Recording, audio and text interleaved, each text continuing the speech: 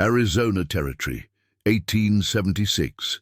A land where opportunity and danger rode the same dusty trails across the unforgiving desert, where a person's fate could turn as quickly as a summer storm over the Sonoran plains. For the Mitchell family, the promise of a new beginning had drawn them from their crowded tenement in Philadelphia to the vast, open spaces of the Southwest, where land was plentiful for those willing to work it. 14-year-old Emily Mitchell had spent nearly 7 weeks traveling by train and wagon, watching the landscape transform from lush eastern woodlands to rolling prairies, and finally to the stark beauty of the Arizona desert. Their small caravan, just 3 families bound by shared dreams and stubborn determination, had claimed adjacent parcels near Silver Creek, 20 miles from the nearest settlement of Willow Springs. No one could have foreseen the violence that would shatter their fragile new world, leaving nothing but ash and silence where hope had once taken root. Before we jump back in, tell us where you're tuning in from, and if this story touches you, make sure you're subscribed, because tomorrow I've saved something extra special for you. The morning had begun like any other since the Mitchells had established their homestead. Emily rose before dawn to help her mother prepare breakfast while her father and older brother Thomas tended to the livestock. Her younger sisters, twins Sarah and Rebecca, slept peacefully in the small bedroom they shared in the modest cabin her father had built with his own hands. As the first rays of sunlight spilled across the horizon, painting the desert in hues of gold and crimson, Emily stepped outside to gather eggs from the henhouse. The air was cool, a temporary reprieve from the heat that would build as the day progressed. In the distance, she could see the faint outline of the Dragoon Mountains, their jagged peaks reaching toward an impossibly blue sky. "Should be a good day for working on the irrigation ditch," her father announced as Emily returned with her basket of eggs. Samuel Mitchell was a practical man, a carpenter by trade, who had reimagined himself as a farmer when economic hardship had struck Philadelphia. His calloused hands and sun-weathered face told the story of months of back-breaking labor, yet there was a contentment in his eyes that had been absent in the city. "Do you think we'll have enough water for the corn?" Emily asked, setting the basket on the rough-hewn table her father had crafted during their first week on the homestead. "The spring hasn't failed us yet," her father replied. "And your brother's idea about diverting part of the creek should give us plenty come harvest time." 20-year-old Thomas entered, carrying a pail of fresh milk. "Mason says there's talk of the railroad pushing through before winter," he reported, referring to their nearest neighbor. "Says it'll bring more settlers, maybe even a proper town closer than Willow Springs." "More settlers means a proper school," Emily's mother Hannah noted, as she stirred cornmeal mush over the cookstove. Her gaze drifted to the twins, now awake, and helping to set the table. "The girls need more education than what I can provide with just our family Bible and that old arithmetic primer. The domestic scene, so ordinary, so filled with the small hopes and plans that defined frontier life, would be the last peaceful moment Emily would know for many months." The first gunshot came just as they were finishing breakfast. It cracked through the morning air like thunder, followed immediately by shouts and the sound of galloping horses. Samuel Mitchell was on his feet instantly, reaching for the rifle he kept mounted over the door. "Thomas, get the shotgun. Hannah, take the girls to the root cellar." "What about Emily?" her mother asked, already gathering the frightened twins. "I'll help Pa," Emily said firmly. Despite her age, she was a capable shot, having learned to hunt small game during their journey west. Her father hesitated only briefly before nodding. "Get my pistol from the bedroom, and stay low." Through the cabin's small window, Emily could see riders approaching the Mason homestead, the nearest to theirs. At least 8 men, their faces obscured by bandanas, firing indiscriminately as they circled the cabin. A woman's scream cut through the air, abruptly silenced by another gunshot. "Dear God," her father muttered, "those are the Blackwell gang." They've been raiding isolated homesteads all through the territory. The Blackwell gang was infamous throughout Arizona. Ruthless outlaws who preyed on remote settlements, stealing valuables and livestock before burning everything to the ground. The territorial authorities had posted rewards for their capture, but the vast, sparsely populated landscape provided endless places to hide. "Pa, they're coming this way," Thomas warned, his young face pale but determined as he positioned himself at another window. "Emily, change of plans. Get to the root cellar with your mother and sisters. If anything happens to us—" Samuel Mitchell's voice caught, then steadied. "There's a map in my lockbox showing the way to Willow Springs. Take the small wagon if you can. Go on foot if you must." Before Emily could protest, the sound of hoofbeats grew louder as several riders broke away from the Mason place and headed toward their cabin. "Go now!" her father ordered, and this time Emily obeyed, racing to the trap door that led to the cool darkness below their kitchen floor. The root cellar was little more than a hole dug into the hard desert soil, reinforced with timber and lined with stone shelves that held preserved foods and water jugs. Emily found her mother huddled with the twins in the farthest corner, a lantern casting long shadows across their frightened faces. "Is Pa coming?" 9-year-old Sarah whispered. "He and Thomas are protecting the house," Emily answered, trying to sound more confident than she felt. "We need to stay quiet now." Above them, the first shots were exchanged. Her father's measured rifle fire and Thomas's shotgun blasts answered by a barrage from the attackers. The sound of breaking glass and splintering wood told Emily the cabin was taking heavy damage. Then came a sound that froze her blood. Her father's voice, raised in pain, followed by Thomas shouting his name. More gunfire, heavier now, and the unmistakable thud of bodies falling.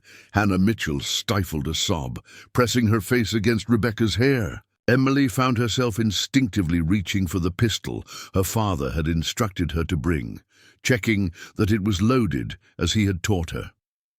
For what seemed like hours, but could only have been minutes, they listened to the sounds of destruction. Above, furniture being overturned, possessions being ransacked. Male voices called to each other, occasionally laughing. One voice, deeper than the others and carrying an unmistakable authority, issued commands. "Take anything worth selling. Burn the rest." Emily's mother suddenly gripped her arm. "They'll find the cellar," she whispered, her voice tight with fear. "You need to go now." "I won't leave you," Emily protested. Hannah Mitchell's face, illuminated by the dim lantern light, showed a mother's fierce determination. "There's a crawl space that leads out behind the smokehouse. Your father built it as an escape route. It's too small for me to navigate with the twins, but you can make it. Then the twins can go with me," Emily insisted. Her mother shook her head. "They're too young, too frightened. They'd never stay quiet enough." She pressed something cold and metallic into Emily's hand, her father's pocket watch. "Take this to remember us. Find help if you can. But if not, save yourself." Before Emily could argue further, footsteps directly overhead silenced them all. The trapdoor rattled as someone tried the handle. "There's something here," a gruff voice called out. Hannah pushed Emily toward a narrow opening partially concealed behind a stack of preserves. "Go. Now. Remember what your father always told. You Mitchells don't surrender." With tears streaming down her face, Emily crawled into the narrow tunnel, her father's pistol and pocket watch clutched tightly in her hands. Behind her, she heard the trapdoor being forced open, her mother's defiant voice, then gasps of fear from her sisters. She forced herself to keep moving through the cramped passageway, even as shots rang out behind her. The sounds would haunt her dreams for years to come. The tunnel emerged, as her mother had said, behind the family's small smokehouse. Emily crouched there, paralyzed with horror as she watched flames begin to consume their cabin. Through the haze of smoke and tears, she could see the bandits leading away their horses and the 2 milk cows that had been her father's pride. Others loaded sacks of plunder onto their mounts. The man who seemed to be their leader stood apart, observing the destruction with cold detachment. Even with a bandana covering the lower half of his face, there was something distinctive about him, a streak of grey hair at his temple, visible beneath his hat, and an unusual silver belt buckle that caught the morning sun. Emily committed these details to memory, a silent vow taking shape within her. If she survived, she would see him answer for what he had done this day. As the raiders mounted up and prepared to depart, Emily realized she couldn't stay where she was. The fire would soon spread to the outbuildings, and the men might do a final sweep of the property. With nothing but her father's pistol, the pocket watch, and the clothes on her back, she slipped away toward the dense mesquite thickets that lined Silver Creek. The desert that had seemed so full of promise now stretched before her, vast and unforgiving. Willow Springs lay 20 miles to the east, a journey that would be challenging even under ideal circumstances. For a 14-year-old girl alone, without provisions or a horse, it would be a desperate race against thirst, exposure, and the possibility that the Blackwell gang might discover her escape. As she followed the creek bed, staying under cover of vegetation whenever possible, Emily Mitchell forced herself to focus on immediate survival rather than the overwhelming grief that threatened to consume her. Each step took her farther from everything she had known and loved toward an uncertain future that would demand more of her than she could possibly imagine. What she couldn't know, as she navigated that first terrible day of solitude, was that her path would soon cross with that of a man whose own life had been shaped by similar violence. An Apache scout named Daniel Naiche, whose tracking skills and personal vendetta against the Blackwell gang would transform her desperate flight into something far more complex, a journey toward both justice and an understanding of survival that transcended cultural boundaries. Preparing and narrating this story took us a lot of time, so if you are enjoying it, subscribe to our channel. It means a lot to us. Now back to the story. The first day of Emily's flight passed in a haze of shock and physical strain. She followed Silver Creek as it wound through the desert landscape, knowing water was her most precious resource. The Arizona summer showed no mercy. By midday, the temperature had climbed well above 100 degrees, the sun beating down with relentless intensity. Emily's city-bred body, though toughened by months of homestead work, struggled against the extreme conditions. Her fair skin burned despite the bonnet she wore, and her throat grew parched as she rationed the water she scooped into her cupped hands from the increasingly shallow creek. When dusk finally brought relief from the heat, Emily found shelter beneath an overhang of rock. She curled into herself, physically exhausted yet unable to close her eyes, without seeing the flames consuming her family's cabin, without hearing those final shots that had silenced her mother and sisters. Sleep came in brief, troubled fragments, interrupted by the unfamiliar sounds of the desert night, the howl of coyotes, the rustling of creatures in the underbrush, the whisper of wind through cactus spines. Each noise sent her hand to her father's pistol, clutched like a talisman against the darkness. Dawn brought no comfort, only the stark reality of continued survival. Emily's stomach cramped with hunger. She had found nothing to eat the previous day except a handful of prickly pear fruits that had done little to sustain her. The need for food now competed with her fear of discovery, forcing her to consider leaving the relative safety of the creek's vegetation to hunt for sustenance. The decision was made for her when she discovered the creek bed had run dry several miles ahead. The water disappeared into the porous desert soil. With no choice but to abandon her planned route, Emily turned southeast toward a line of hills where she hoped to find both higher ground to orient herself and perhaps game to hunt. Terrain grew increasingly rugged as the day progressed. Emily's leather shoes, designed for a Philadelphia schoolgirl rather than a desert traveler, began to split at the seams. Blisters formed and broke, each step becoming an exercise in endurance. Yet she pressed on, Samuel Mitchell's oft-repeated family motto echoing in her mind, "Mitchells don't surrender." By mid-afternoon, Emily had reached the foothills and managed to bring down a desert hare with a well-placed shot from her father's pistol. The single bullet was a precious expenditure. She had only 5 remaining in the chamber, and no additional ammunition. She skinned the animal with her small pocket knife as her father had taught her, her hands shaking with hunger and fatigue. Without matches to light a fire, she forced herself to eat the meat raw, gagging at first, but then consuming it with the desperate efficiency of true hunger. The hare's pelt she kept, knowing it might prove useful as the desert nights grew cold. As Emily continued her journey, signs of human presence began to appear. An abandoned mining claim, the remains of a campfire several days old, a rusted tin can half buried in sand. These traces of civilization provided both hope and anxiety. She was approaching areas where people might be found, but she had no way of knowing whether they would be friend or foe. On the afternoon of the 3rd day, exhaustion and dehydration took their toll. Emily's vision began to blur, her steps becoming unsteady. She stumbled over a piece of exposed limestone, falling hard onto the rocky ground. The impact sent waves of pain through her already battered body. But worse was the sound of her father's pocket watch breaking as it took the brunt of her fall. When she managed to extract it from her dress pocket, she found the crystal shattered, and the hands frozen at 10:27, the approximate time the Blackwell gang had attacked their homestead. The symbolism wasn't lost on Emily, and for the first time since her escape, she allowed herself to weep openly, great racking sobs that echoed across the empty landscape. It was in this moment of utter vulnerability that she first sensed she was being watched.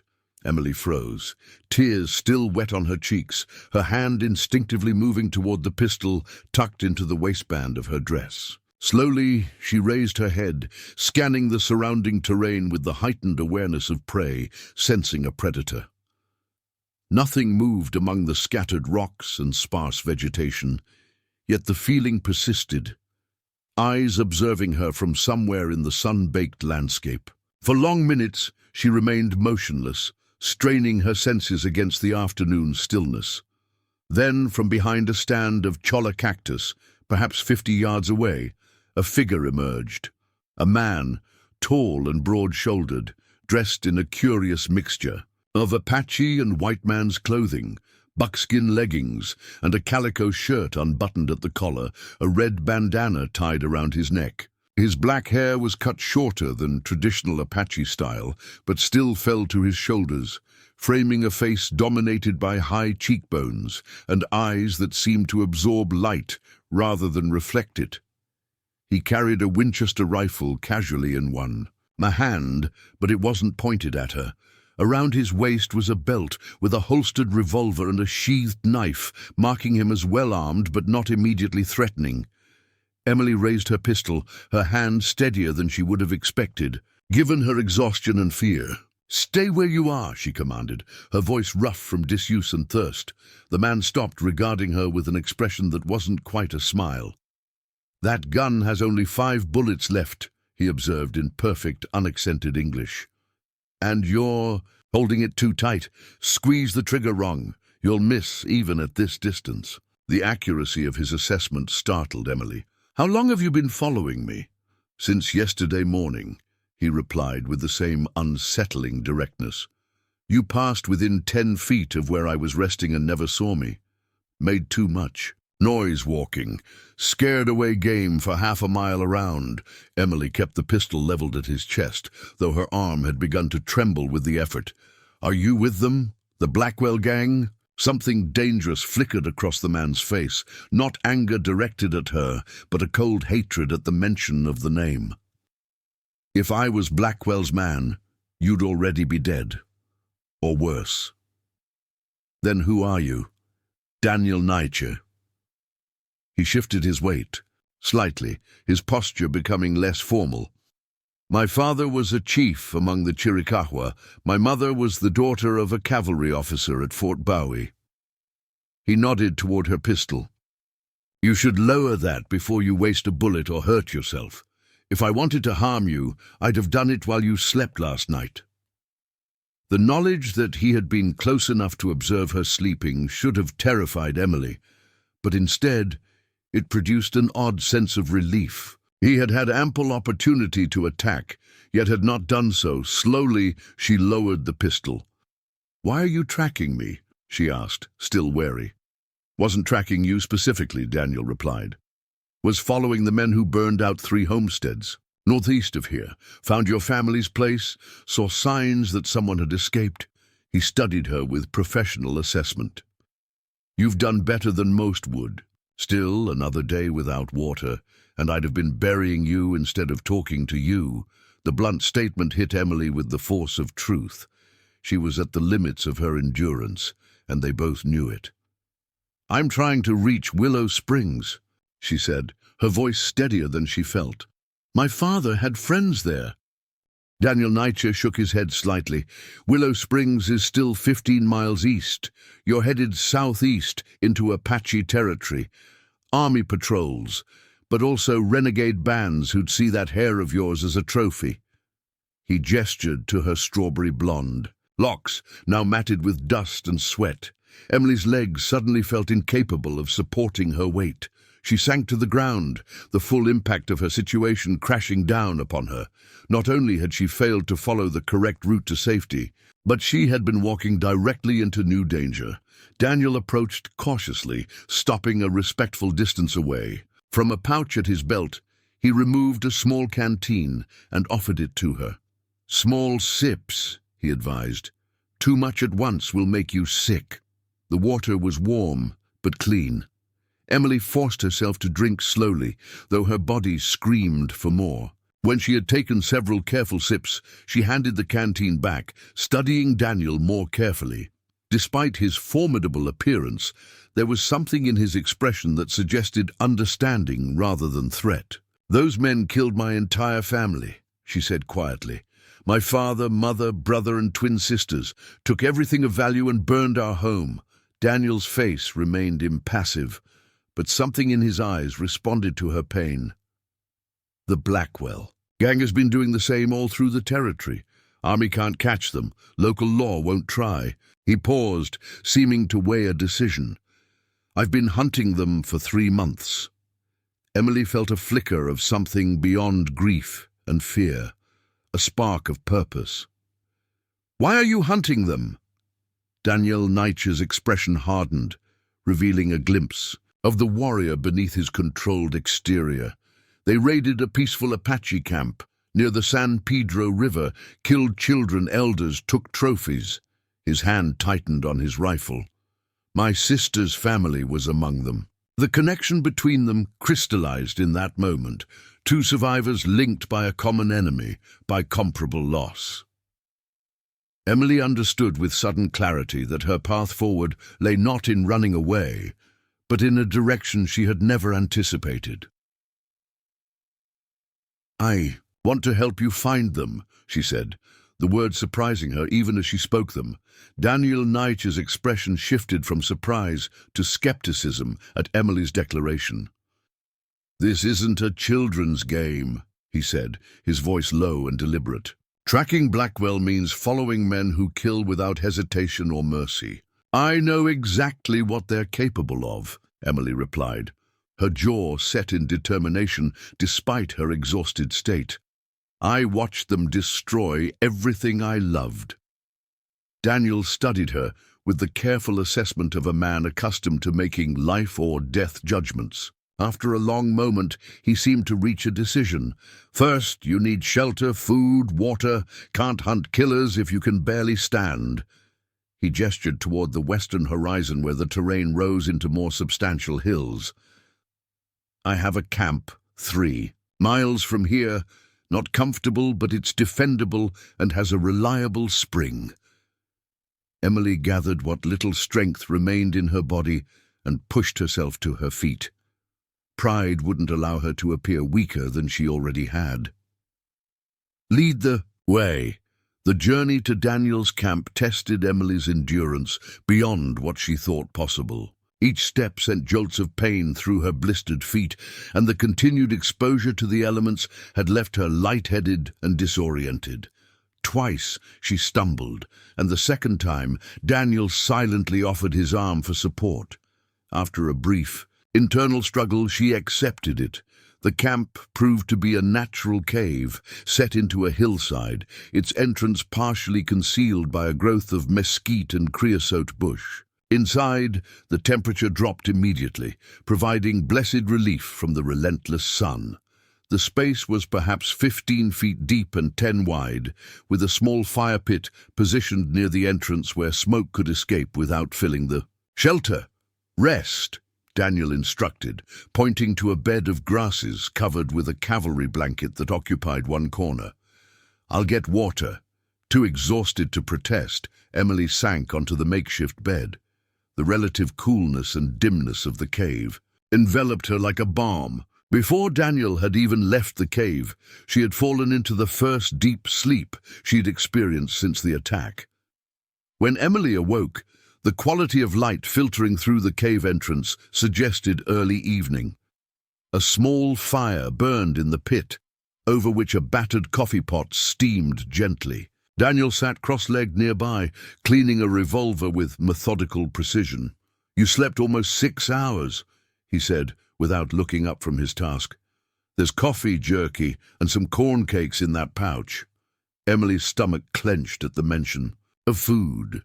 She moved stiffly to the fire and found the promised provisions. The jerky was tough but flavorful, the corn cake simple but substantial.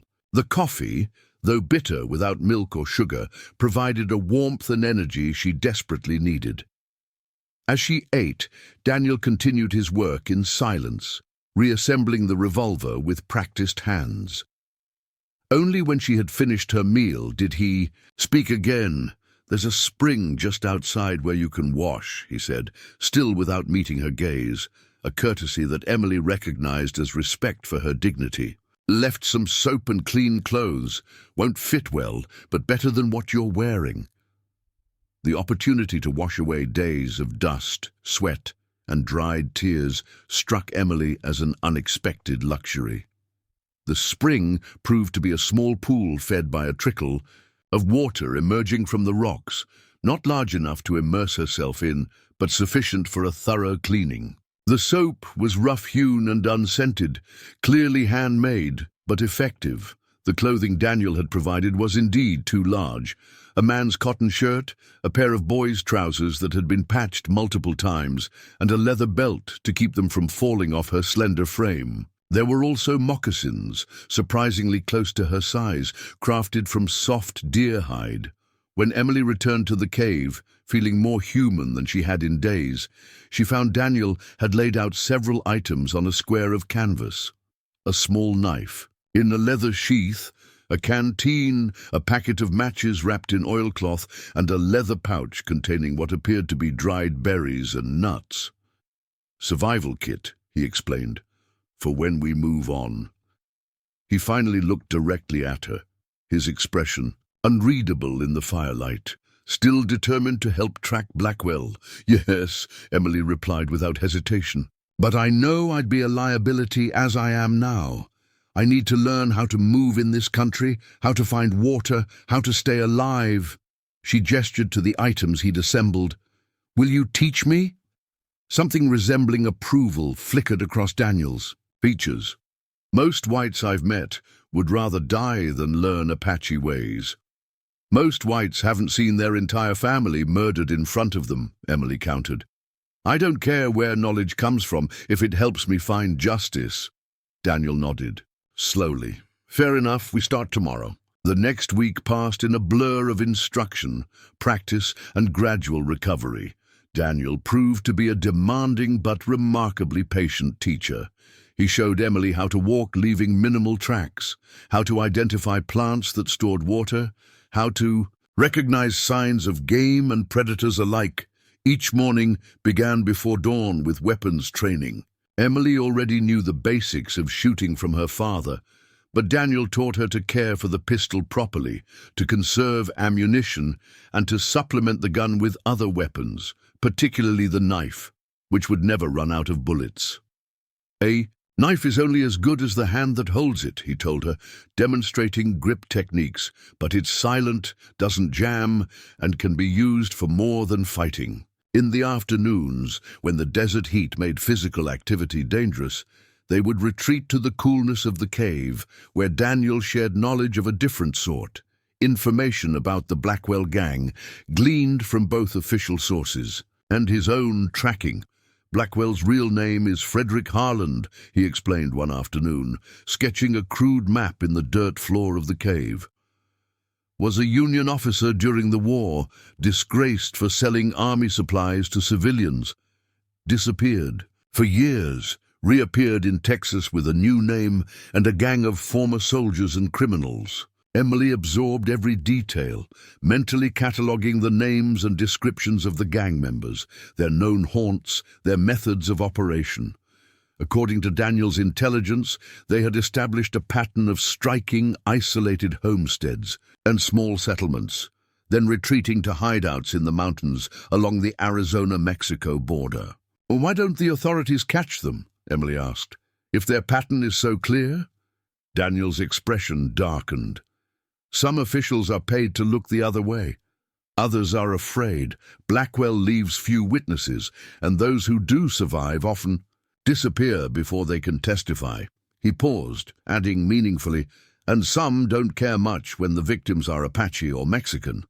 Only when white settlers are attacked does the army take serious notice." As the days passed, Emily found herself not only growing stronger physically, but also developing a new awareness of her surroundings. The desert, which had initially seemed a hostile wasteland, revealed itself as a complex ecosystem filled with subtle indicators for those who knew how to read them. She learned that the pattern of bird flights could indicate the presence of water, that certain plants grew only in soil types that might support digging for roots or tubers, that even the angle of rock weathering could tell a story about prevailing winds and potential shelter. Daniel, for his part, seemed to find unexpected satisfaction in teaching. Though he rarely spoke of his past, occasional comments revealed that he had lived in both worlds, trained in traditional Apache ways by his father's people, educated in reading, writing, and white man's knowledge at a mission school where his mother had connections, always caught between, he remarked one evening as they watched the sunset from the cave entrance. Not Apache enough for some, not white enough for others.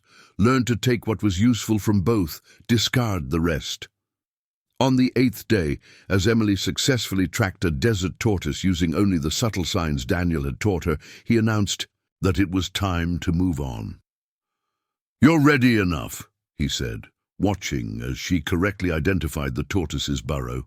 "Not expert, but you'll survive if we get separated." "Where are we headed?" Emily asked, containing her excitement at this. "Vote of confidence. Settlement called Copper Springs," Daniel replied. "Trading post there run by a man named Jenkins. Not a friend exactly, but he owes me a favor. More importantly, he hears things, news about Blackwell's movements that doesn't reach official channels." That evening, as they prepared for departure, the following morning, Emily found herself contemplating how dramatically her world had changed in just 2 weeks. The city girl who had arrived in Arizona with dreams of a simple farming life had been replaced by something harder, more focused, more attuned to the harsh realities of frontier existence. She no longer jumped at the howl of coyotes or the rustling of night creatures. Her hands had developed new calluses from knife practice and gathering firewood. Her skin had darkened under the desert sun, and her once soft muscles had become wiry and resilient. Yet the most profound change was internal. The paralyzing grief and shock had not disappeared, but had crystallized into something controlled and purposeful. Each skill she mastered, each piece of knowledge she absorbed, became another step toward the reckoning she sought. As darkness settled over the desert, Emily removed her father's broken pocket watch from the small bundle of possessions she had managed to keep. The hands remained frozen at 10:27, the crystal shattered, a permanent reminder of all she had lost. Tomorrow they would leave this temporary sanctuary and begin the true hunt for the Blackwell gang. Emily tucked the watch carefully back among her belongings, a talisman of both memory and purpose. "Time to sleep," Daniel advised from across the fire. "Long journey starts at first light." They departed at dawn, traveling light but prepared. Daniel had wrapped cornmeal, dried meat and parched corn in oilcloth packets small enough to fit in their pockets. Water was the heaviest burden, 2 canteens each, to be refilled whenever opportunity allowed. Emily wore the moccasins Daniel had provided, finding them remarkably comfortable compared to her deteriorated leather shoes. "Copper Springs is 3 days northeast," Daniel explained as they set out. "Slow going through Badlands, but safer route. Less chance of army patrols. Or Blackwell scouts." The mention of army patrols as something to avoid rather than seek reminded Emily of Daniel's complicated position. Despite his assistance to her, he existed in a precarious space between worlds, neither fully accepted by white society nor fully integrated with the Apache who had retreated to reservations or continued resistance in the mountains. Their path took them through a landscape of increasing harshness, jagged ravines carved by ancient floods, fields of volcanic rock that shimmered in the heat, plateaus so barren they seemed more moonscape than earth. Yet Daniel navigated with unwavering confidence, identifying landmarks invisible to Emily's less trained eye. As they traveled, Emily noticed how Daniel would periodically scan the horizon with particular attention to the movement of birds and distant dust patterns. "Teaching me to read the land," she ventured during a brief rest in the shade of an overhanging cliff. Daniel nodded approvingly. "Good observation.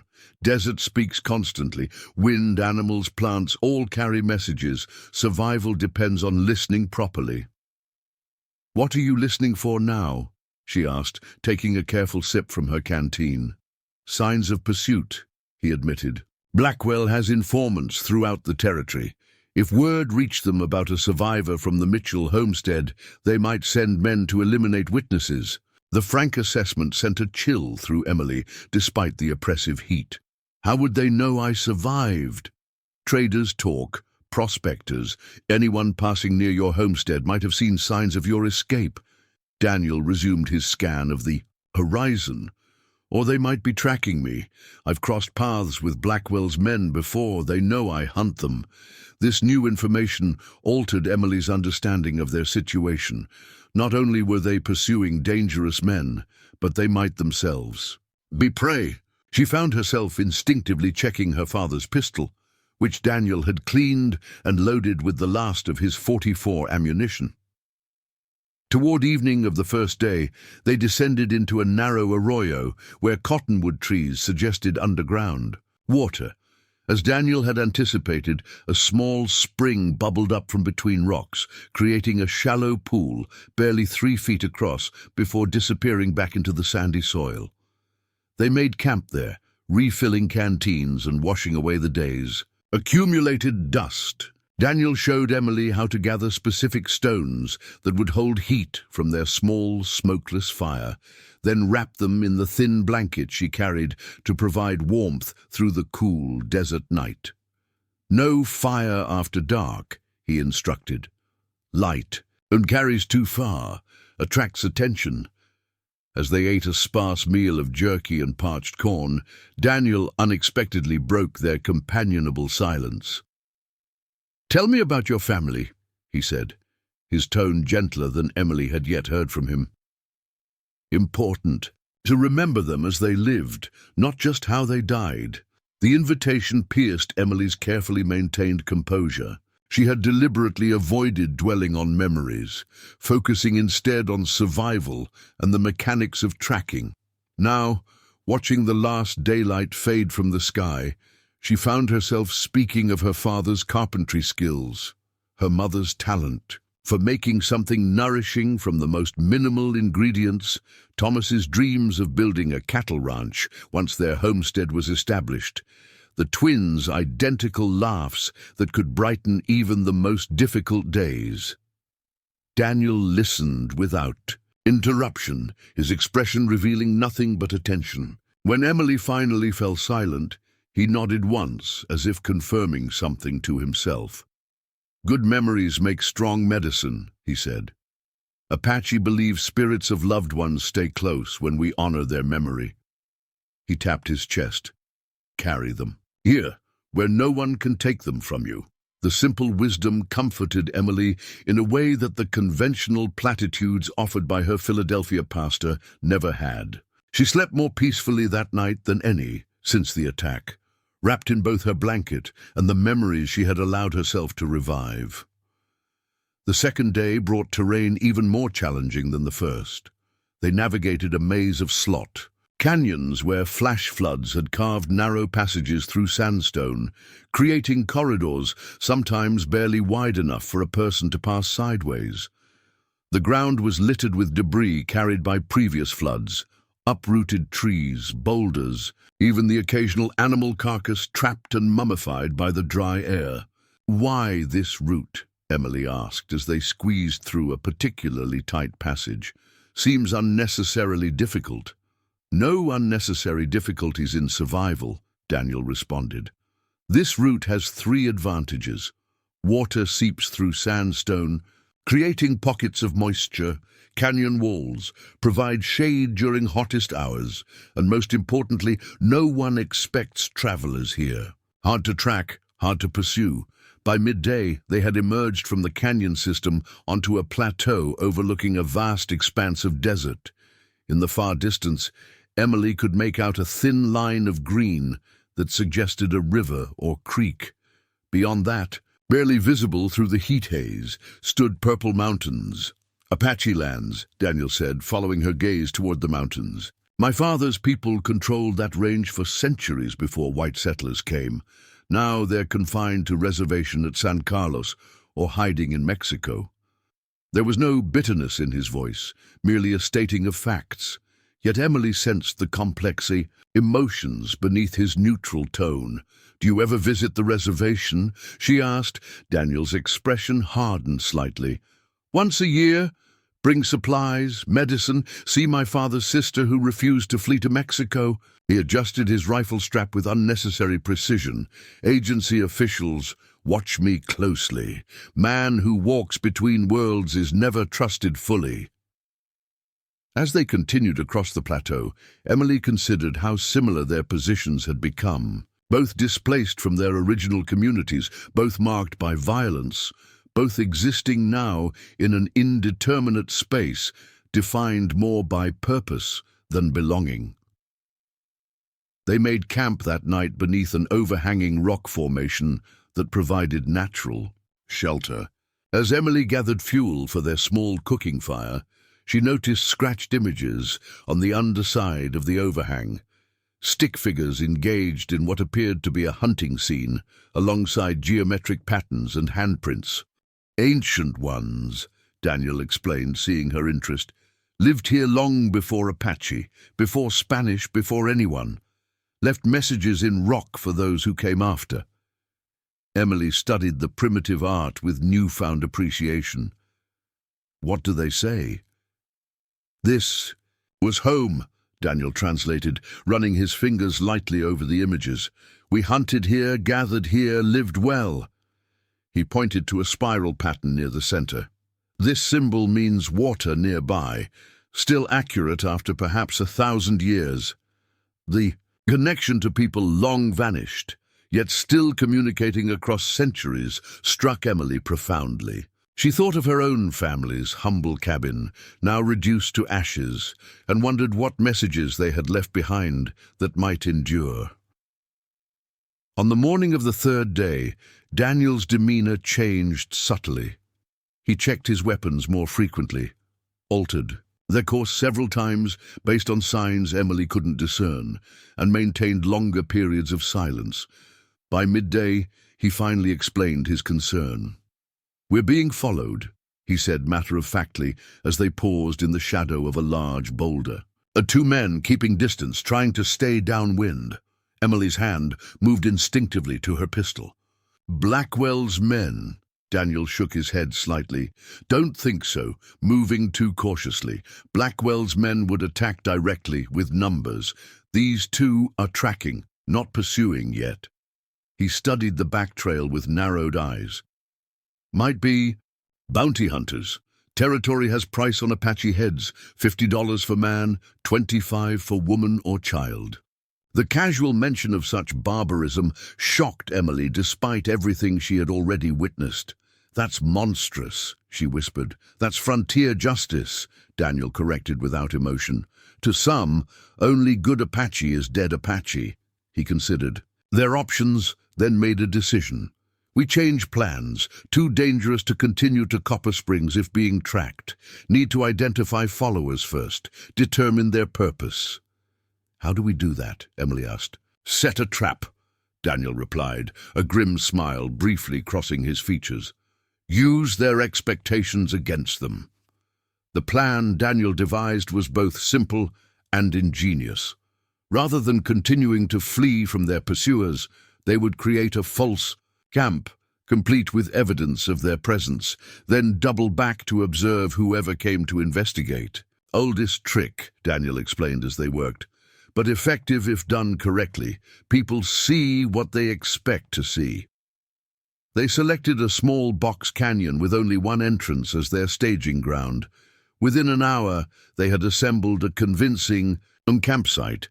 A small fire pit with still warm coals, 2 bedrolls positioned near the protective canyon wall, and subtle signs of human activity scattered about. Emily watched as Daniel deliberately placed items to create a specific impression.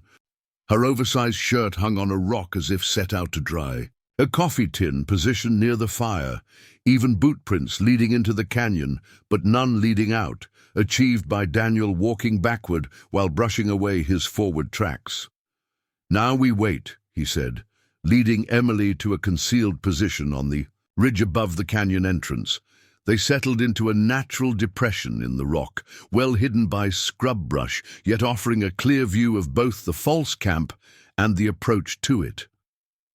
The afternoon heat intensified as they lay motionless, conserving energy and water. Emily fought against restlessness, practicing the patience Daniel had emphasized during her training. She focused on controlling her breathing, remaining still despite the discomfort of rocks pressing against her ribs. After nearly 3 hours, their vigilance was rewarded.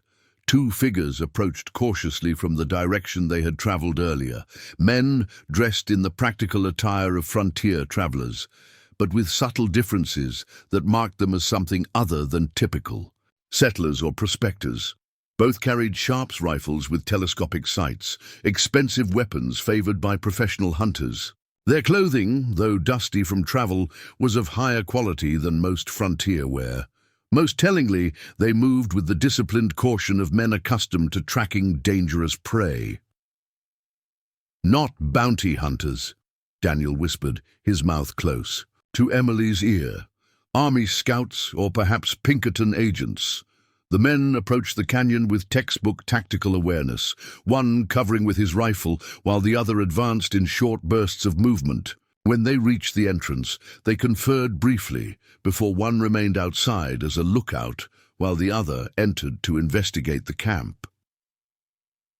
The scout inside moved from the fire pit to the bedrolls, examining each item with methodical thoroughness. He picked up Emily's shirt, studying it before replacing it precisely as he had found it.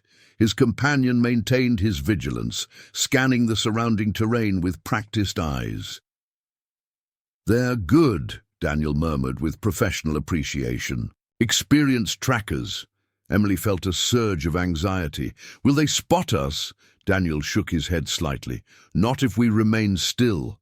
Sun's position works in our favor. They'd have to look directly into it to see this ridge." The scout inside the canyon completed his examination and rejoined his partner.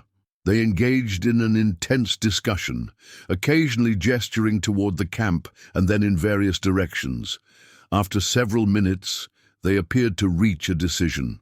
The taller of the two removed a notebook from his shirt pocket, wrote something, then wedged the paper beneath a rock near the fire pit. "Message," Daniel observed. "Interesting." Once the men departed, continuing along the false trail Daniel had laid beyond the canyon, he and Emily waited an additional half-hour to ensure they were truly gone before descending to inspect the campsite. The note, written in a precise hand on quality paper, contained an unexpected message. "Miss Mitchell, your survival has been reported to proper authorities. We represent interests concerned for your safety. Proceed to Fort Buchanan for protection and to provide testimony regarding the Blackwell gang's activities. Further pursuit is inadvisable and dangerous." It was signed simply, U.S. Marshal Service. Emily read the note twice, her heart pounding. "They know who I am," she whispered. "How is that possible?" Daniel's expression remained neutral, but his posture had tensed. "Question isn't how they know your identity," he said, studying the note with narrowed eyes. "Your question is whether they're truly marshals." "You think it's a trap?" Emily asked, understanding his suspicion. "Possibly. Blackwell has connections in territorial government, might use official channels as cover." He carefully folded the note and slipped it into his pocket. "Or they could be legitimate marshals, but working with corrupt officials. But they might also be exactly what they claim," Emily pointed out. "Real marshals trying to help." Daniel acknowledged this with a slight nod. "True. Need more information before deciding." He surveyed their surroundings, thinking through the implications. Copper Springs, still closest settlement. Jenkins might know about martial activity in the territory. Night was approaching, making further travel dangerous in the rocky terrain. They established a new camp several miles from the canyon, concealed within a thicket of mesquite that provided both protection from observation and natural shelter. As they prepared a cold meal of jerky and dried fruit, Emily contemplated the message and its implications. If legitimate authorities knew she had survived, it created both opportunities and complications. Official testimony might help bring the Blackwell gang to justice through legal channels, something her father, with his respect for proper law, would have advocated. Yet the prospect of abandoning her partnership with Daniel, of passively waiting for others to deliver justice rather than actively pursuing it, stirred a resistance in her that surprised her with its intensity. "What would you do?" she asked Daniel as they huddled in the growing darkness. "If you were in my position?" He considered this thoughtfully, taking time to formulate his response. "Depends on what you seek," he finally answered. "If testimony and legal justice enough for you, Fort Buchanan's safest option. Army protection, civilized accommodation, return to white society." He paused, then added without judgment, "If you seek more direct resolution, then different path necessary." "What do you mean by direct resolution?" Emily pressed, though she suspected she already knew. Daniel met her gaze steadily. "Blackwell and his men have evaded legal justice for years. Corrupt officials, intimidated witnesses, remote hideouts, all work in their favor. System designed to protect men like him, not victims. So you're suggesting we find them ourselves? What then? I'm a 14-year-old girl and you're—" She hesitated, not wanting to articulate the prejudices that would face an Apache attempting to bring charges against white criminals. "Exactly," Daniel concluded for her. "System not designed for justice in cases like ours. So, question becomes, not what I would do, but what you can live with afterward." The profound nature of the choice before her settled over Emily like a physical weight. She removed her father's broken pocket watch from her pocket, running her thumb over its shattered face, in what had become an unconscious habit when facing difficult decisions. Samuel Mitchell had been a man who believed in law, in civilizations, structures and processes. He had moved his family west, not to escape society, but to build a new version of it on frontier soil. What would he advise his daughter in this moment? Yet Emily also recognized that her father's world, the world of clear moral boundaries and functioning justice, had been shattered as completely as the watch crystal. The Arizona Territory operated by different rules, where official channels could be as corrupted as the criminals they supposedly pursued. "I need to see this through," she finally said, her voice steadier than she expected. "Whatever path that requires, I can't just give testimony and hope someone else delivers justice." Daniel studied her face in the dim starlight, searching for doubt or hesitation. Finding none, he nodded once, accepting her decision. "Then we continue to Copper Springs tomorrow, gather intelligence, determine which marshals trustworthy, which corrupted." He added more wood to their small fire, which was sheltered enough to risk continuing through the night. "Get sleep. Tomorrow we enter more populated areas. Different dangers there." As Emily settled into her blanket, her mind cycled through the implications of the day's discoveries. They were being tracked by people with official authority. Whether legitimate or corrupted remained to be seen. The simple narrative of pursuing Blackwell had become entangled in a web of territorial politics and law enforcement interests. She drifted towards sleep, with the unsettling realization that justice might prove even more elusive than the men who had destroyed her family, hidden not just in remote mountain hideouts, but in the very institutions designed to protect settlers like the Mitchells. Her last conscious thought was of her father, wondering if he would recognize the person his daughter was becoming in this unforgiving landscape. A person increasingly willing to operate outside the structures and beliefs he had valued throughout his life. They reached Copper Springs by midday. The settlement barely deserved the name, a collection of weathered buildings clustered around a natural spring that had attracted miners searching for the metal that gave the place its name. The copper vein had played out years ago, but the settlement had persisted as a trading post and way station for travelers crossing the territory. Daniel instructed Emily to pull her hat low and keep her head down as they approached. "Young white girl traveling with Apache attracts attention," he explained. "Better if fewer people remember your face."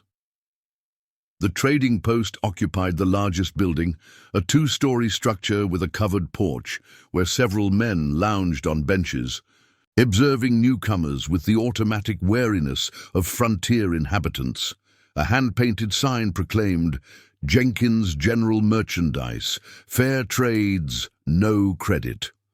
"Wait here," Daniel told Emily, positioning her in a shadowed spot beside the building. "Jenkins knows me, but others might ask questions." Emily nodded, understanding the precaution. Though she had adapted remarkably to wilderness survival over the past weeks, she remained conscious of how her presence complicated Daniel's movements. In settlements like this, where anti-Indian sentiment often ran high, Daniel entered the store alone, the screen door creaking shut behind him. Through the open window, Emily could hear the murmur of voices, a gruff greeting followed by more subdued conversation she couldn't quite make out. After approximately 15 minutes, Daniel re-emerged, his expression revealing nothing as he gestured for her to follow him around the back of the building. A narrow staircase led to the second floor, where Jenkins apparently maintained private quarters. The trader himself met them at the top, a barrel-chested man with a grey-streaked beard and the weathered complexion of someone who had spent decades under the southwestern sun. His right sleeve was pinned empty at the shoulder, the legacy of some past violence. "So you're the Mitchell girl," Jenkins said without preamble, studying Emily with sharp blue eyes. "Heard about the raid on your homestead. Brutal business." He stepped aside, ushering them into a simply furnished room that served as both office and living quarters. "Naicha says you're hunting Blackwell rather than seeking army protection. Bold choice for one so young." Not a choice, a necessity, Emily replied, meeting his gaze directly. Official channels seem compromised when it comes to Blackwell. Jenkins gave a short, humorless laugh. Perceptive assessment. Please sit. He gestured toward a small table where a pot of coffee steamed, alongside 3 tin cups. Blackwell operates with surprising impunity. Makes one wonder about his connections. As they settled at the table, Jenkins poured coffee for each of them, then produced a bottle of whiskey from a desk drawer, adding a generous splash to his own cup. He offered the bottle to Daniel, who declined with a slight shake of his head. Your marshal friends passed through yesterday, Jenkins informed them, confirming Daniel's suspicion that they would head for the nearest settlement. Marshal Wilson and Deputy Carlyle showed badges, asked questions about any survivors from the Mitchell homestead, seemed particularly interested in whether any young girl had been seen in the area. Did you tell them about us? Emily asked. Jenkins sipped his coffee, considering her over the rim of his cup. Told them I hadn't seen any survivors, which was true at the time. Didn't mention Night's interest in Blackwell either. Man's entitled to his privacy. He set his cup down with deliberate care.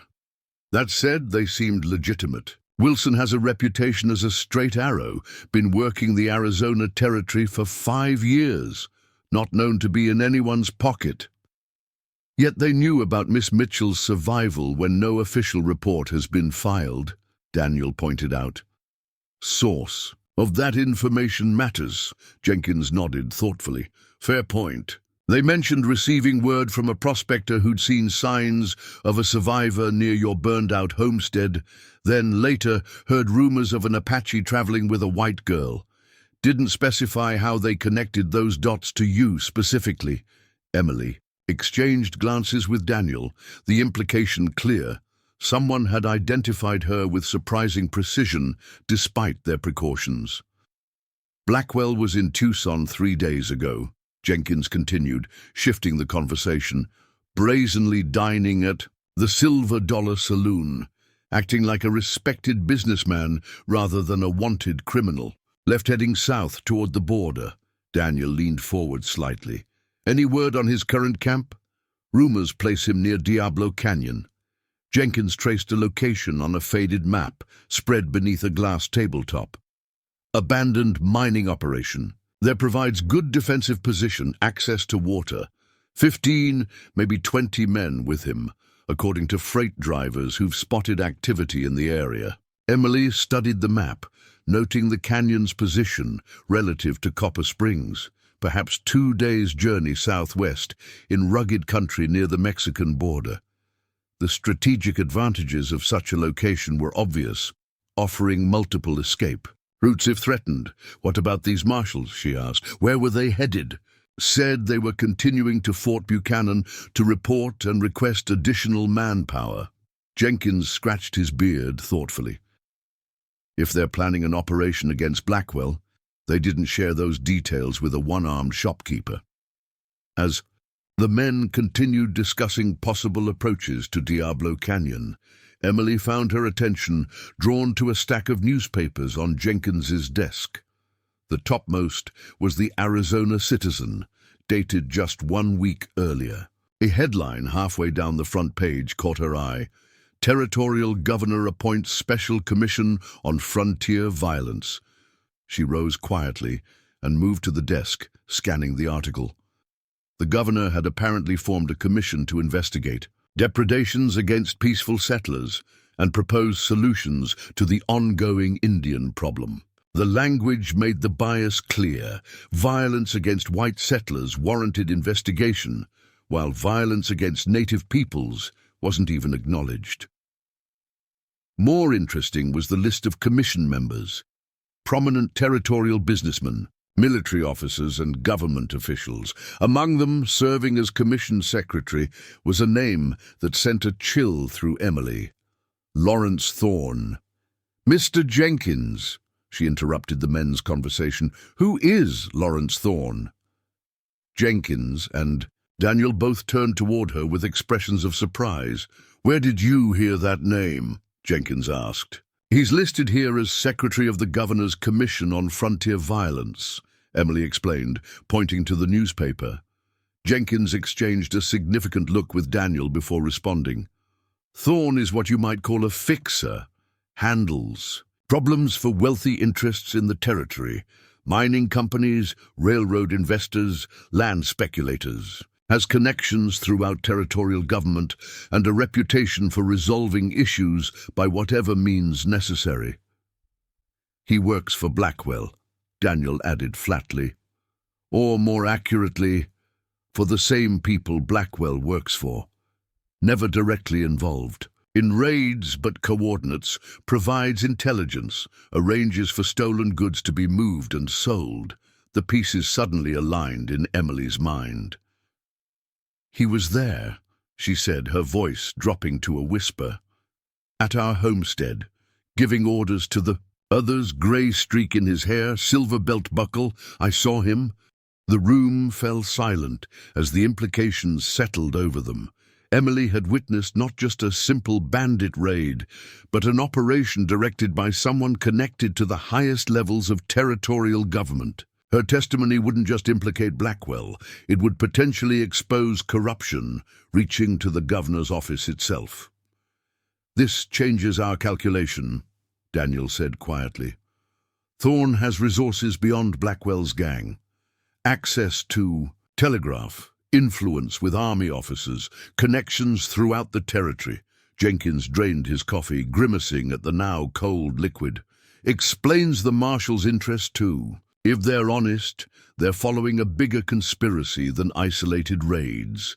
If they're compromised, they're working to eliminate witnesses who could expose that conspiracy. Emily felt the weight of this new understanding. She wasn't just a survivor seeking justice for her family. She was a threat to powerful men with the means and motivation to silence her permanently. We need to determine which side these marshals are on, she said, returning to the table. Before we decide our next move. Jenkins considered this, then nodded decisively. I might have a way to test that. He rose and moved to a large iron safe in the corner, working the combination lock with his one hand. From inside, he withdrew a sealed envelope. Correspondence I've been holding for a federal investigator, man named Phillips, who's been gathering evidence on corruption in the territory for months. Was supposed to collect it next week. He held up the envelope. Contains records of payments from mining interests to territorial officials, including notes on Blackwell's activities as an enforcer. Daniel immediately understood. If we deliver this to Wilson and Carlisle, their reaction tells us everything we need to know, Jenkins finished. Either they act on legitimate evidence of corruption, or they bury it to protect their patrons. Emily looked between the two men, seeing the dangerous logic of the plan. You're suggesting we use ourselves as bait? No, Daniel corrected, not ourselves. Me. He turned to Jenkins. I'll approach the marshals alone. Safer that way. Absolutely not, Emily protested. We stay together. Daniel's expression softened fractionally. Your safety matters more than mine in this fight. You're the witness, the evidence. I'm just the tracker. You're a lot more than that, Emily responded with unexpected fierceness. And I'm not letting you face potential corrupt lawmen alone, just because I'm white and you're Apache. The directness of her statement silenced both men momentarily. Jenkins recovered first, a hint of admiration in his weathered features.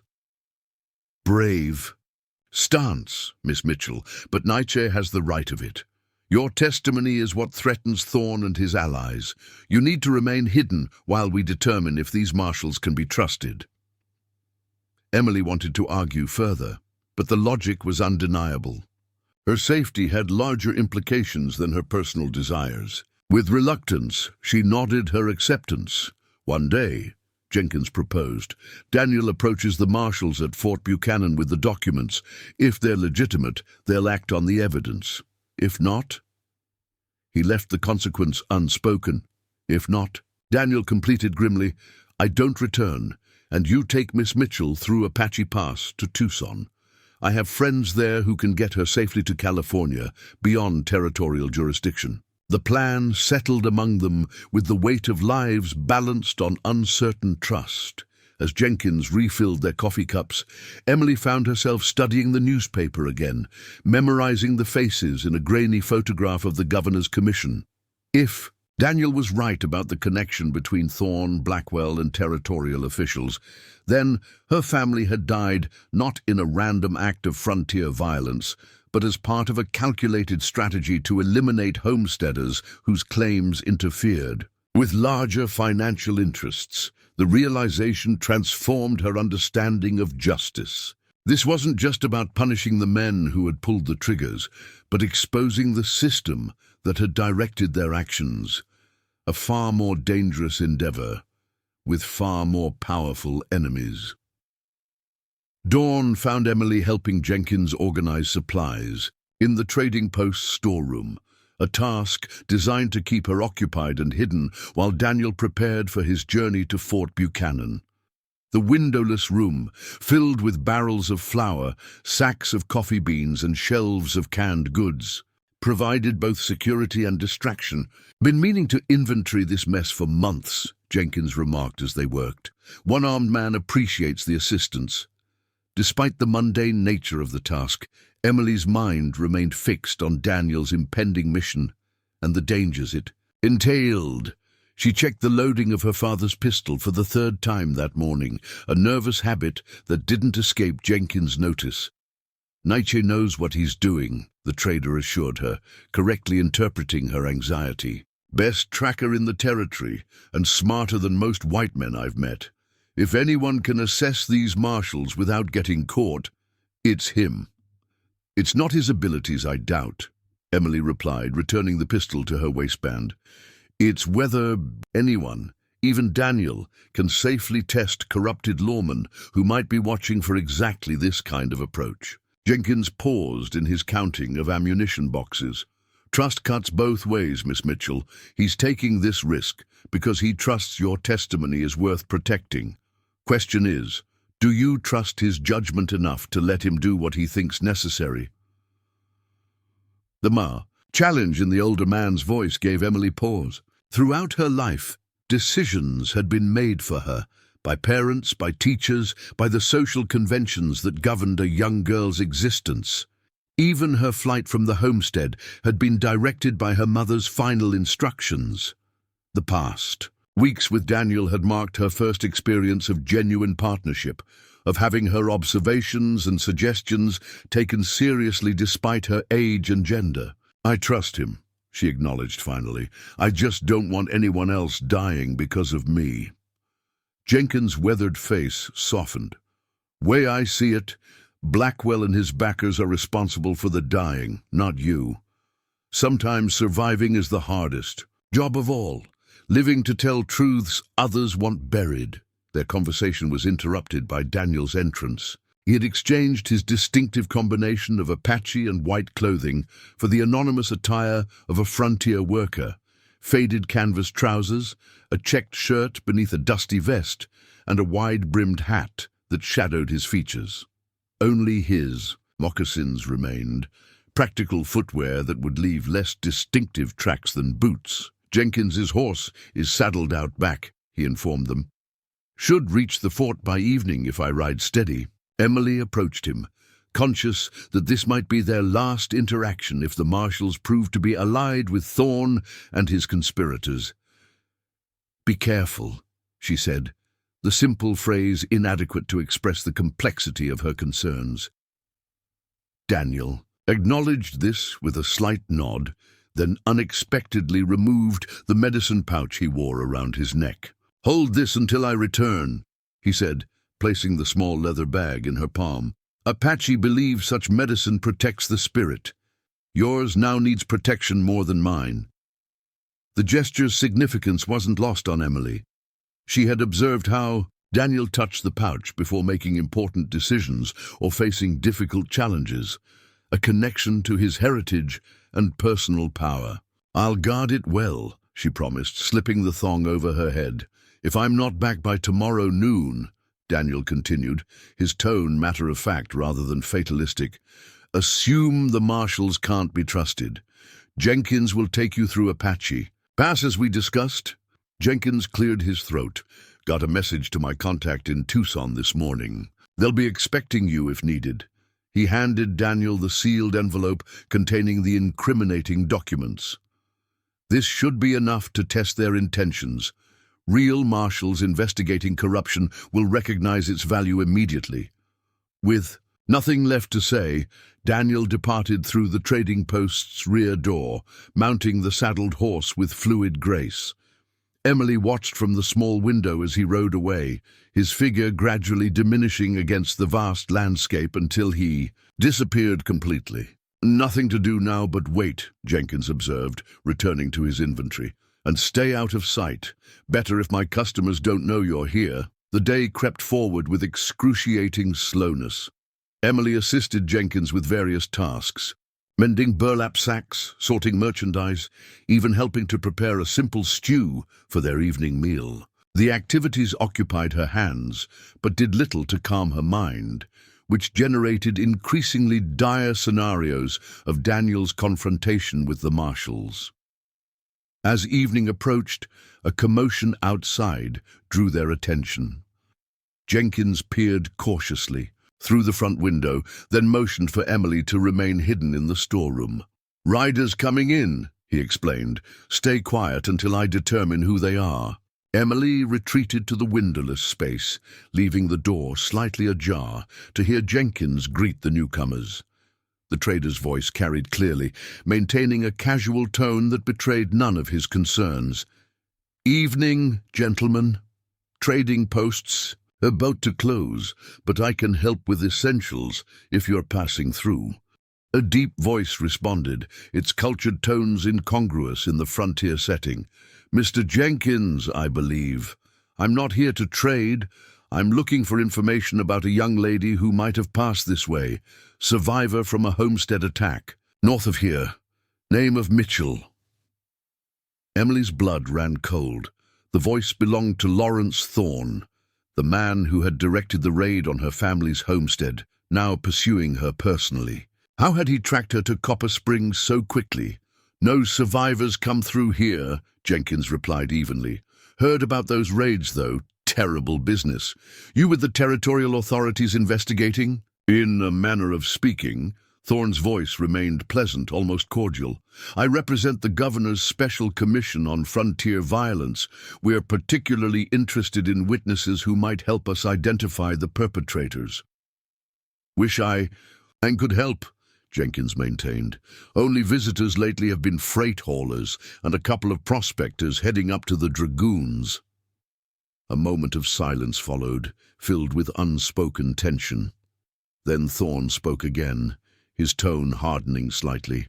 "Mr. Jenkins, I should mention that harboring witnesses without reporting to territorial authorities is considered obstruction of justice. Serious charge for a man trying to maintain a business in this remote location." "No one to harbor, Mr. Thorne," Jenkins replied, an edge entering his voice. "Though I do wonder why the Governor's Commission is so interested in one survivor when dozens of settlers have been killed in similar raids. Almost seems like this particular witness must know something special." The veiled challenge hung in the air. Emily pressed herself deeper into the shadows of the storeroom, her hand finding Daniel's medicine pouch as if drawing strength from it. "We're interested in all relevant testimony," Thorne responded smoothly. "But information suggests this girl witnessed events that might help identify whether the attackers were renegade Apache or disguised whites claiming to be Indians. You understand how crucial such distinction is to territorial peace." "Indeed, I do," Jenkins agreed. "If I encounter any survivors, I'll be sure to direct them to proper authorities." The conversation continued briefly with Thorne, inquiring about other travelers in the area, particularly mentioning an Apache half-breed known to associate with territorial troublemakers.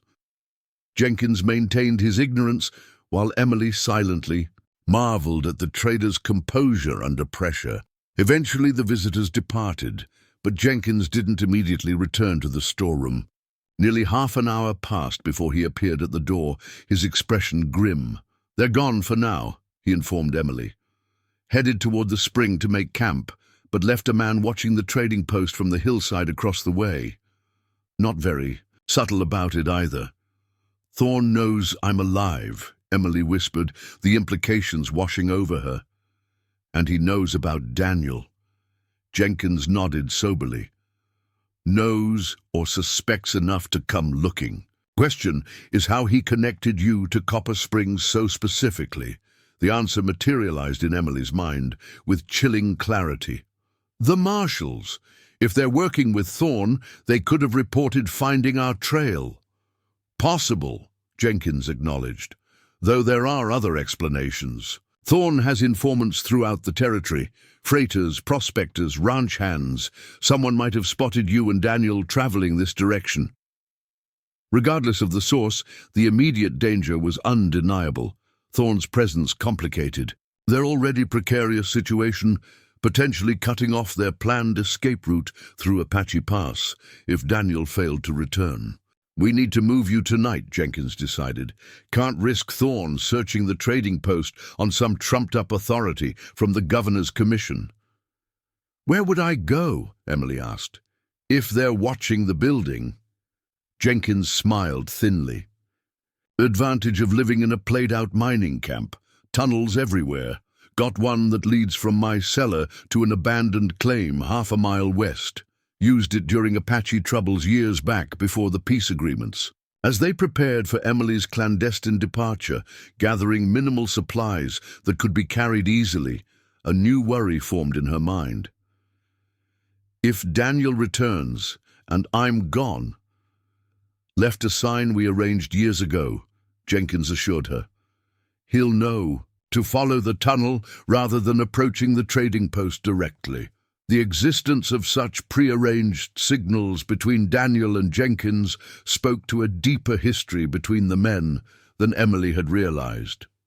"You've known him a long time," she observed. Jenkins paused in his preparations, a distant look crossing his features. "Since he was younger than you. His mother brought him to my previous trading post near Fort Bowie after his father was killed in a skirmish with soldiers. Helped them when others wouldn't serve half-breeds, as they called them." He gestured to his missing arm. "Years later he returned the favor when Apaches attacked my wagon, saved my life, lost the arm, but kept breathing thanks to him." This glimpse into Daniel's past added new dimensions to Emily's understanding of her unlikely protector. His navigation of two cultures, his connection to people like Jenkins, who judged character rather than heritage, the complex web of obligations and loyalties that defined his place in the territory. As darkness settled over Copper Springs, Jenkins led Emily through a trapdoor beneath a storage cabinet, down into a rough-hewn tunnel that smelled of damp earth and mineral deposits. Their single lantern cast elongated shadows against the timber supports and rock walls. "Stay quiet. Move carefully," Jenkins instructed. "Tunnel's solid enough but hasn't been maintained in years. When you reach the end, there's a small cabin built over the mine entrance. Wait there. Either Daniel or I will come by morning." With that, he handed her the lantern and turned back toward the trading post, leaving Emily alone in the narrow passageway with only wavering light and uncertain hopes to guide her forward. The abandoned mining cabin proved barely more than a shack. A single room with a sagging roof, its wood weathered to silver grey by years of sun and wind. A crude table and broken chair constituted the only furniture, while a pile of mouldering canvas in one corner suggested where the last occupant had slept. Emily set the lantern on the table, careful to keep its light away from the single window, which had been boarded over but still allowed thin strips of moonlight to penetrate between the planks. She secured the door with a wooden bar that lay nearby, though the rotting frame would hardly withstand a determined intruder. The tunnel entrance was concealed beneath a trapdoor covered with dirt and debris, blending seamlessly with the cabin's earthen floor Emily took comfort in this hidden escape route, though returning to the dark passage alone held little appeal. Sleep proved impossible despite her exhaustion. Every creak of the settling structure, every whisper of wind against the walls triggered her vigilance. She positioned herself in the corner, with the best view of both the door and the tunnel entrance, her father's pistol ready in her lap. As the night deepened, Emily's thoughts turned to Daniel and his dangerous mission to Fort Buchanan. Had he reached the marshals safely? Had they proven trustworthy allies or revealed themselves as Thorne's accomplices? The uncertainty gnawed at her, compounded by the knowledge that Thorne himself now hunted her directly. Her fingers found Daniel's medicine pouch, tracing its intricate beadwork. The small leather bag felt inexplicably warm against her skin, as if it retained some essence of its owner's spirit. Emily wasn't sure if she believed in the medicine power Daniel had ascribed to it, but the tangible connection to her absent protector provided comfort in the desolate cabin. Morning arrived with agonizing slowness, heralded by roosters crowing in the distant settlement. Emily had dozed intermittently, never deeply enough to truly rest, but sufficient to muddle her thoughts. She splashed water from her canteen on her face, trying to clear her mind for whatever challenges the day might bring. By mid-morning, with no sign of either Daniel or Jenkins, Emily began to worry. She checked and rechecked her pistol, counted her meager supplies, and calculated how long she could reasonably remain in the cabin before hunger or thirst forced her to venture out. A sudden shadow passing across the strips of light from the boarded window froze her in place. Someone was outside. Emily lifted her pistol, moving silently to position herself beside the door rather than directly in front of it. 3 soft knocks sounded, followed by 2 harder ones. A pattern, intentional and specific. After a moment's hesitation, she called out, "Who's there?" "Your one-armed friend," Jenkins' voice replied quietly. Alone and unobserved. Emily unbarred the door, relief washing over her as the trader slipped. Inside, Jenkins carried a small sack that proved to contain bread, dried beef, and a canteen of fresh water. "Thorne's still in town," he reported without preamble. "Has 4 men with him, all armed like they're expecting trouble. Been asking questions all morning, offering money for information about you or Daniel." Emily accepted the food gratefully. "Any word from Daniel?" Jenkins shook his head. "Nothing yet. Fort's a half-day's ride each way, so no cause for alarm unless he's not back by evening." He studied her with concern. "You holding up all right in this place?" "I've managed in worse," Emily replied, thinking of her first desperate days after fleeing the homestead. Jenkins settled onto the broken chair, which creaked ominously beneath his weight. "Been thinking about Thorne's appearance. Timing's suspicious. Almost like he knew exactly when to arrive." "You think someone betrayed us?" Emily asked, the bread suddenly tasteless in her mouth. "Or he's got better intelligence than we realized?" Jenkins rubbed his chin thoughtfully. "Territorial Telegraph Office is in Tucson, but military installations have their own lines. If Thorne has connections at Fort Buchanan..." The implication hung in the air between them. Daniel might be riding directly into a trap, one potentially set by the very marshals they hoped might be allies. Jenkins didn't linger, conscious that his extended absence from the trading post might arouse suspicion. "I'll return at dusk," he promised. "If Daniel hasn't shown by then, we implement the contingency plan, get you to Tucson through Apache territory." After Jenkins departed, the cabin seemed even more desolate than before. Emily paced the small space, mind racing through possibilities. If Daniel had been captured or killed, what were her options? Jenkins could help her reach Tucson. But then, what? How could a 14-year-old girl pursue justice against men who controlled the territorial government itself?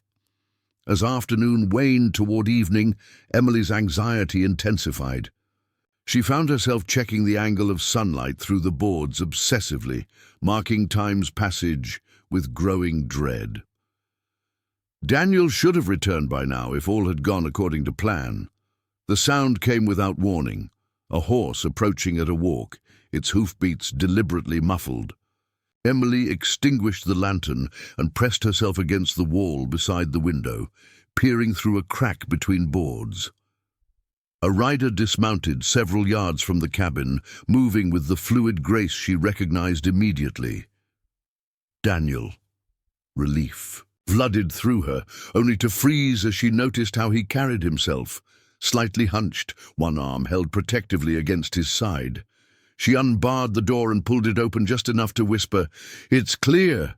Daniel slipped inside, and Emily barred the door behind him. In the dim light, she could see that his shirt was stained with blood along his right side, his face drawn with pain and exhaustion.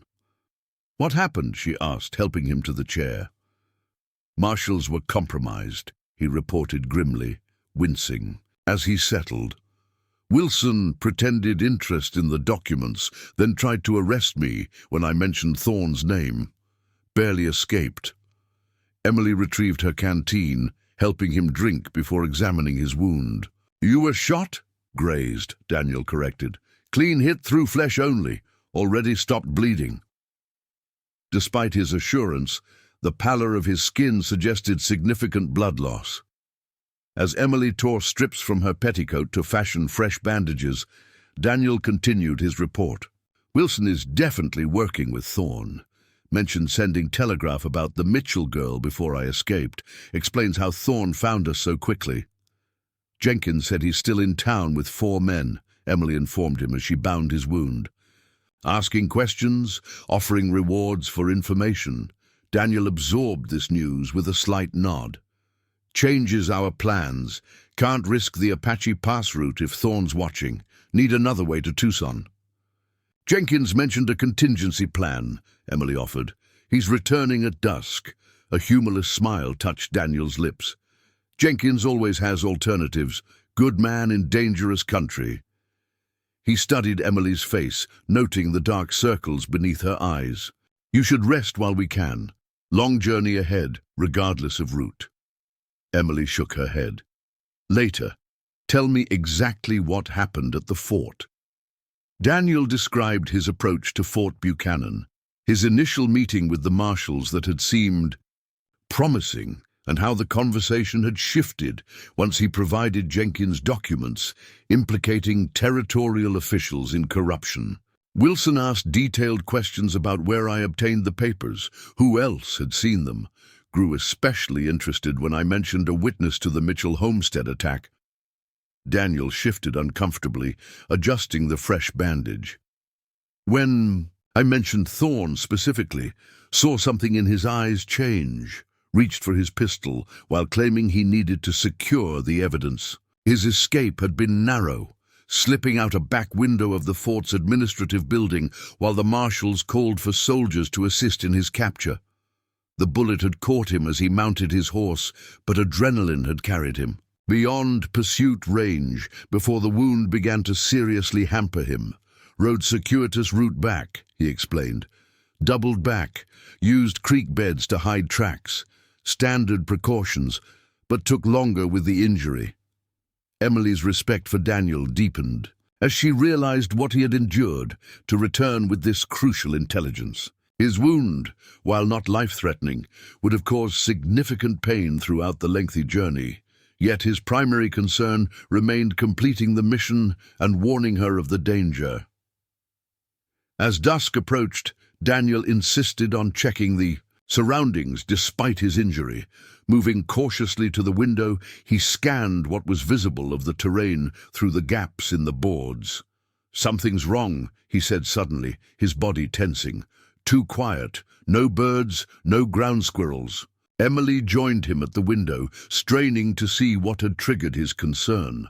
The surrounding area appeared deserted, scattered boulders, stunted mesquite trees, the remnants of mining equipment partially reclaimed by the desert. Then she spotted it, a brief glint of light reflecting off metal from behind a boulder approximately 50 yards from the cabin. The position offered a clear view of both the cabin door and the path leading from town. "Someone's watching," she whispered. "Waiting for Jenkins." Daniel nodded grimly. "Or for us to emerge. Either way, we're compromised." He moved to the trapdoor, concealing the tunnel entrance. "We need to leave. Now, before they surround the cabin completely." "But Jenkins," Emily began. "Jenkins knows to approach cautiously," Daniel assured her. "He's survived this territory longer than either of us. He'll recognize the signs of an ambush." As Daniel lifted the trapdoor, a sound outside froze them both. Multiple horses approaching at a trot, making no attempt at concealment this time. Thorne's patience had evidently run out. "Go," Daniel urged, gesturing toward the dark tunnel. "I'll follow."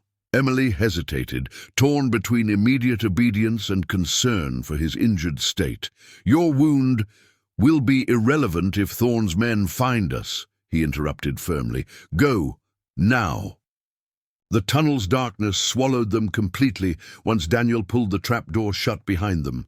Emily fumbled with matches, finally lighting the lantern she'd carried from Jenkins' cellar the previous night.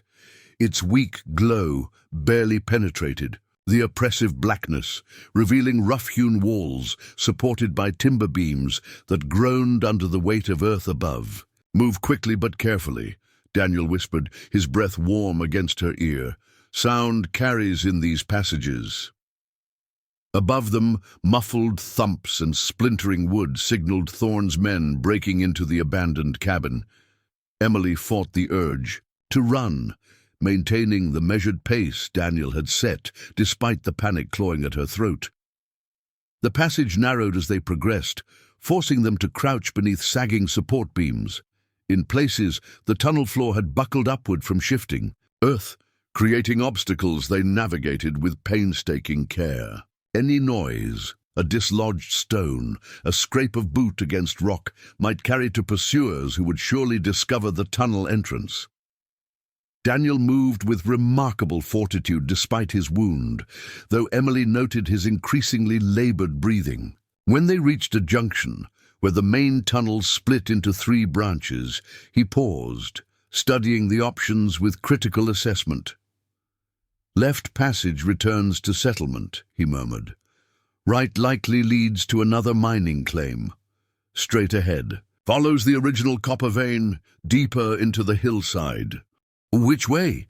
Emily asked, straining to hear any sounds of pursuit behind them. Daniel pointed straight ahead.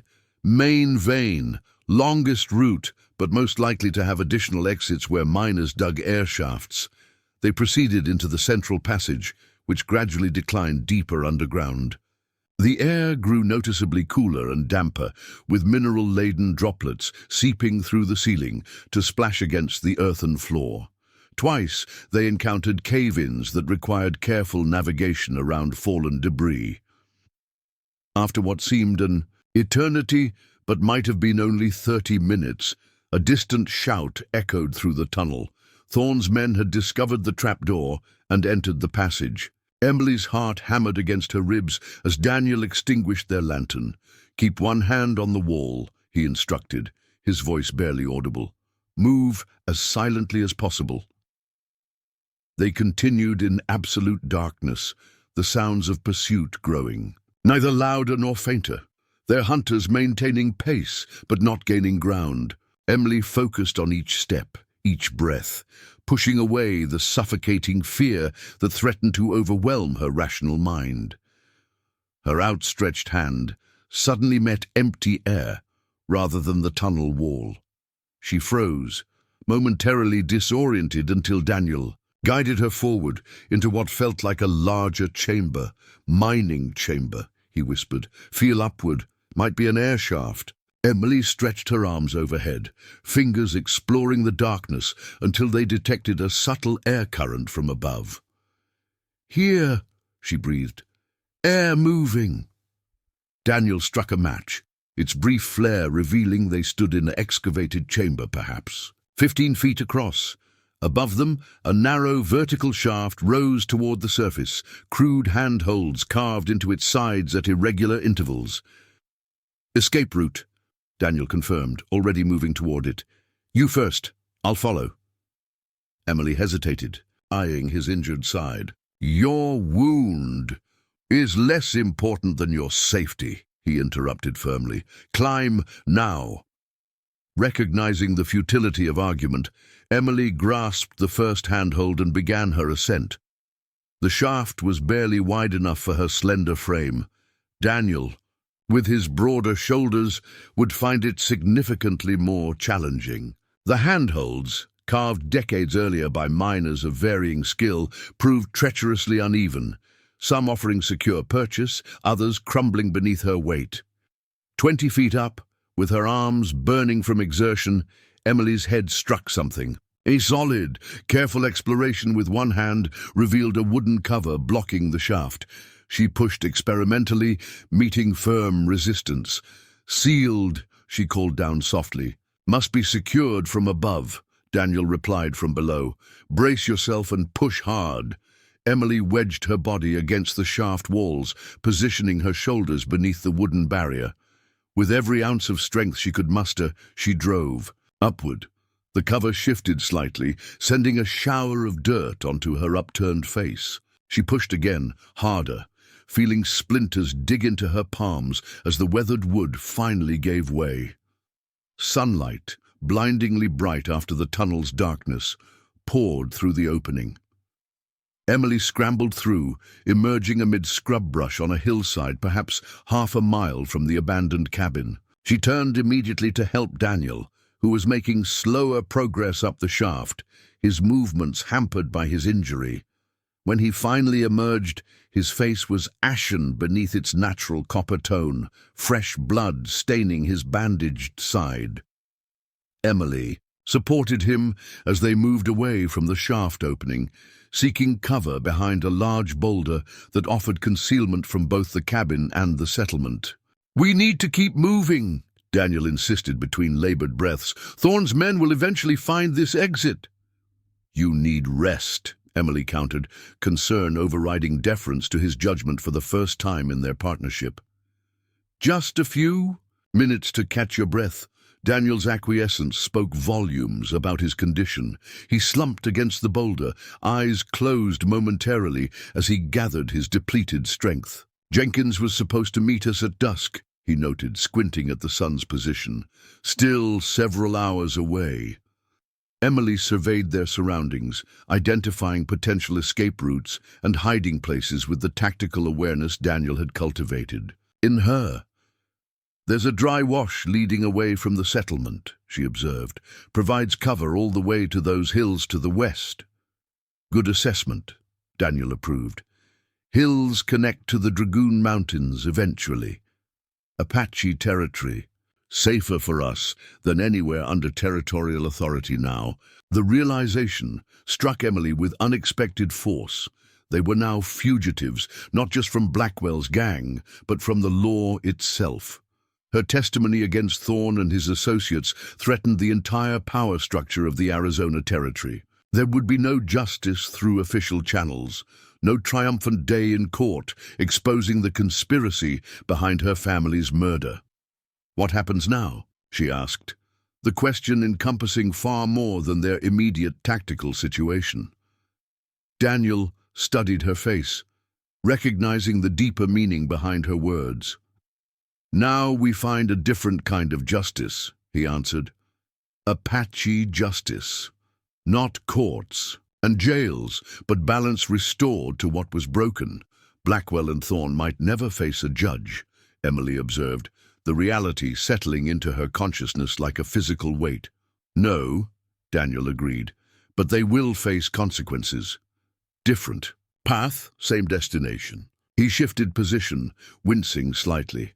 "First, we survive, reach Apache stronghold in Dragoons, where Thorne's influence doesn't extend. From there, we build alliance with others harmed by these men. Apache bands, Mexican villages, honest settlers. Create evidence too substantial for even corrupt officials to ignore." Even in his weakened state, Daniel's strategic mind continued functioning with remarkable clarity. Emily recognized the practical wisdom in his approach, a campaign that would take time, but stood greater chance of ultimate success than any direct confrontation. "My family would want me to survive," she said softly, the statement confirming her decision more to herself than to Daniel. To live for justice rather than die for revenge. The distant sound of voices from the direction of the mineshaft entrance spurred them into motion. Daniel rose with visible effort, Emily supporting him as they moved toward the dry wash she had identified. Their progress was painfully slow, each step requiring deliberate placement to avoid dislodging stones that might reveal their position. When they reached the wash, its 8-foot banks providing welcome concealment, Emily found herself unconsciously taking the lead, scouting ahead, selecting their path, applying the very skills Daniel had taught her during their weeks together, the student becoming a partner in full. "You've changed," Daniel observed during a brief rest, watching her scan the terrain ahead with practiced efficiency. "Not just surviving now, thriving." "I had a good teacher," Emily replied, offering him water from her canteen, "and strong motivation." Daniel accepted the water, his dark eyes holding hers with unexpected intensity. Heard an Apache saying once, "After great loss comes great strength." Seen it happen. Person emerges from tragedy either broken forever or forged into something new, something powerful. Emily considered this as she helped him to his feet. The girl who had gathered eggs on that fateful morning at the Mitchell homestead seemed to belong to another lifetime, naive, sheltered, unprepared for the world's harsher realities. The person she had become in these harsh weeks might never again fit comfortably in proper society, might carry scars both visible and hidden for the remainder of her days, but had gained something precious amid the unthinkable loss, the capacity to face adversity with courage and resourcefulness. As the sun began its descent toward the western mountains, they caught sight of a solitary rider approaching from the direction of Copper Springs. Jenkins, keeping his promise despite the danger. The trader dismounted when he spotted them, leading his horse into the wash with obvious relief. "Thorns turned the settlement upside down looking for you two," he reported, handing them a bag of supplies. "Got my apprentice creating a diversion on the east side of town to pull his men away from this route." Daniel quickly outlined their plan to reach Apache territory and the dragoons. Jenkins nodded his understanding, then produced a folded document from inside his vest. "Might help," he said, handing it to Emily. "Telegraph came yesterday before Thorne arrived. Didn't mention it earlier because I needed to verify its authenticity." Emily unfolded the paper, finding an official communication from the Department of Justice in Washington, D.C., requesting information about surviving witnesses to criminal activities of Frederick Harland, alias Blackwell and Associates, and specifically naming Miss Emily Mitchell, daughter of homesteader Samuel Mitchell. "Federal investigation," Jenkins explained, "separate from territorial authorities. Apparently someone higher up noticed the pattern of violence and corruption. The document represented something Emily had nearly abandoned hope of finding. Legitimate authorities interested in the truth, beyond the reach of Thorne's territorial influence. It wasn't a guarantee of justice, but it rekindled the possibility that her family's murderers might eventually face formal accountability for their crimes." As Emily carefully secured the telegram in her pocket, Daniel and Jenkins conferred about the safest route to the Dragoon stronghold. The path ahead remained dangerous, the outcome uncertain, but for the first time since watching her home burn, Emily felt something beyond simple determination driving her forward. It was hope, tempered by harsh experience, realistic rather than naive, but hope nonetheless. Hope that survived like a desert flower after devastating fire, drawing strength from the very adversity that should have destroyed it. Mitchell's, "Don't surrender." Her father's words echoed in her mind as she gazed toward the distant mountains that promised temporary sanctuary. She had honored that family motto through weeks of desperate survival. Now she would honor it by living deliberately, purposefully, in pursuit of the justice her family deserved, not just the lone survivor of tragedy, but its witness and eventual reckoning. Up next, you've got two more standout stories right on your screen. If this one hit the mark, you won't want to pass these up. Just click and check them out. And don't forget to like, subscribe, and turn on the notification bell so you don't miss any upload from us.